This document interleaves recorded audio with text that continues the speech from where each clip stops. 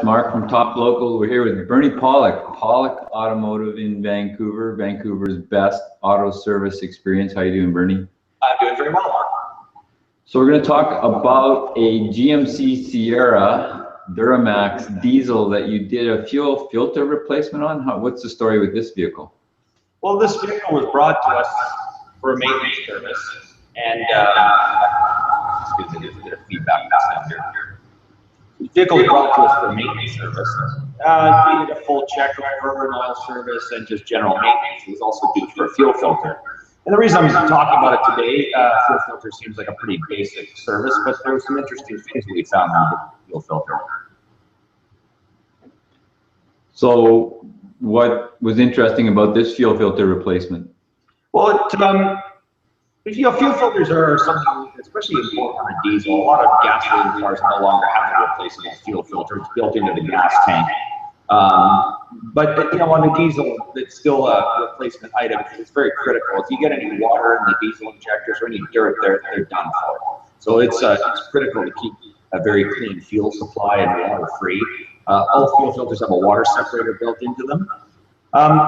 Quite frequently we do these services, we take the filter out, we drain the water separator, there's no water, the filter's clean, and you sort of think, well, geez, that could have lasted a lot longer. But there's a reason why we change filters when we do, and I'll just show a couple of photos. In this vehicle, we found some pretty ugly stuff in the fuel filter. And I don't know, I'm certain of the age of it, but it was probably within its regular service interval. So let's share some photos.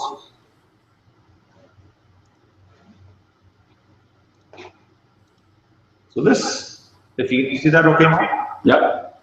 So this is what this is the bottom of the fuel filter. There's a sensor in the bottom for a water and fuel sensor. This is what we poured out of the bottom of the fuel filter. You can see that reddish, rusty colored water. That's basically what came out of the bottom of this fuel filter. I mean, the fuel filter is doing its job. It's perfect, but it's certainly absolutely time to get rid of it. This is also, this is the water separator that is sitting at the bottom. So as you can see, there's a lot of gunk that's been just floating around in the bottom of this, this filter for quite a long time. So very worth, am I back, Mark? Or Yeah, you're back. Okay, good. Yeah, so that's basically the reason you want to change your fuel filter on a diesel. I mean, these kind of things get into the fuel system. Hard to know whether there's a rust in the fuel tank, or whether the owner went in and filled up the fuel at some point with some contamination.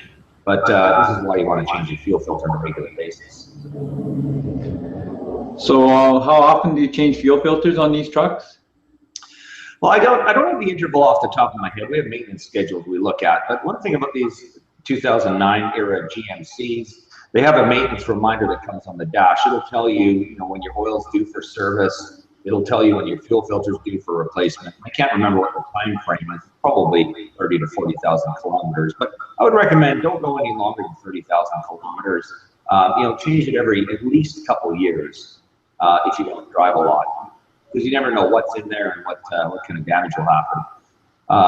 Fuel filter replacement is cheap. Fuel injectors are not, so you really want to make sure you don't ever let that material build up to a point where it could actually escape the filter and cause damage. And how are these trucks overall? Awesome. Of the sort of big three American trucks, definitely GMC / Chevrolets are definitely my favorites.